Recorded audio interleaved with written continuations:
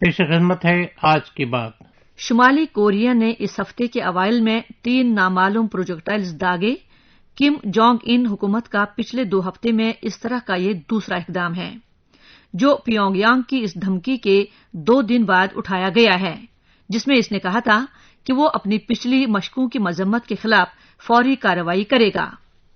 South Korea کی وزارت دفاع نے کہا ہے کہ اس نے کوریائی جزیرہ نما اور جاپان کے درمیان سمندروں میں شمالی کوریا کے مشرقی ساحل سے داغے جانے والے قلیل دوری کے مختلف اقسام کے پروجیکٹائلز کا پتہ لگایا تھا۔ ان پروجیکٹائلز کی زیادہ سے زیادہ پرواز 200 کلومیٹر اور زیادہ سے زیادہ بلندی 50 کلومیٹر تھی۔ ساؤتھ کوریا کا کہنا ہے کہ اس کی فوج اپنی مکمل تیاری کے ساتھ ساتھ اس قسم کی مزید کسی لانچ کی مانیٹرنگ کر رہی ہے۔ اس نے مزید کہا کہ شمالی کوریا کے ساتھ 2018 میں طے پائے معاہدوں کی یہ صریحاً خلاف ورزی ہے، جس کا مقصد کوریا جزیرہ نما میں فوجی کشیدگی کم کرنا ہے۔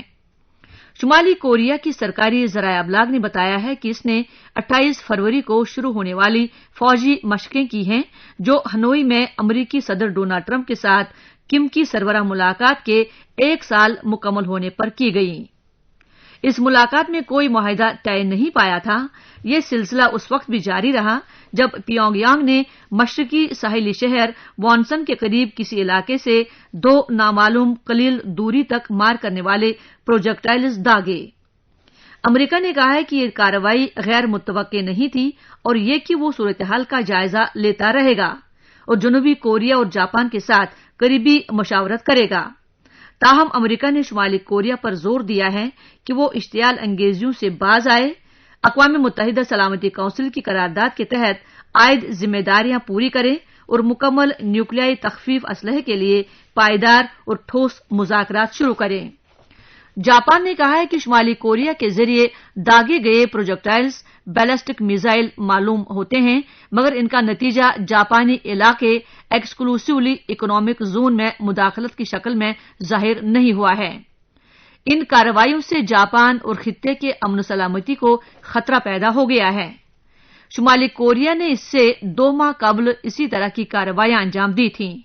امریکہ کے ساتھ بات چیت میں تعطل کے درمیان اس نے 2019 میں 13 بار آزمائشی طور پر میزائل داغے تھے۔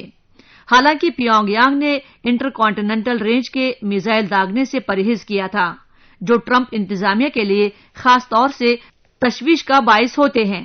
صدر ٹرمپ نے 2019 میں میزائل داغے جانے کی کارروائی کو بے حد اسٹینڈرڈ قرار دیا تھا اور دعویٰ کیا تھا کہ اس سے امریکی سرزمین کو کسی قسم کا خطرہ لاحق نہیں ہے۔ تاہم ان ہتھیاروں سے جنوبی کوریا اور وہاں تعینات 28,000 امریکی فوجیوں کو زبردست خطرہ ہے۔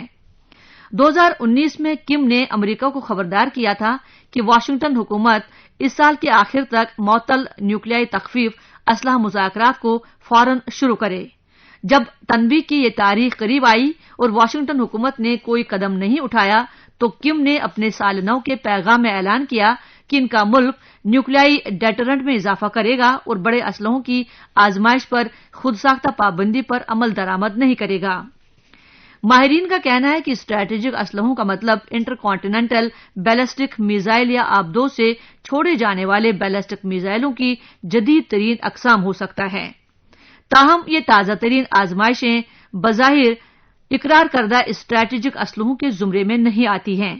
شمالی کوریا کی فوجی کارروائی کا اکثر و بیشتر ملک اور بیرون ملک زیادہ سے زیادہ سیاسی اثر پڑتا ہے۔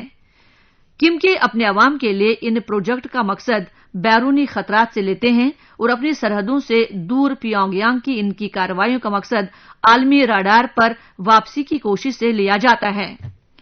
حال میں جنوبی کوریا، جاپان اور امریکہ مہلک کرونا وائرس سے لڑنے میں مصروف ہیں اور ان کے پاس شمالی کوریا کی چال بازیوں کی طرف توجہ دینے کا وقت نہیں ہے۔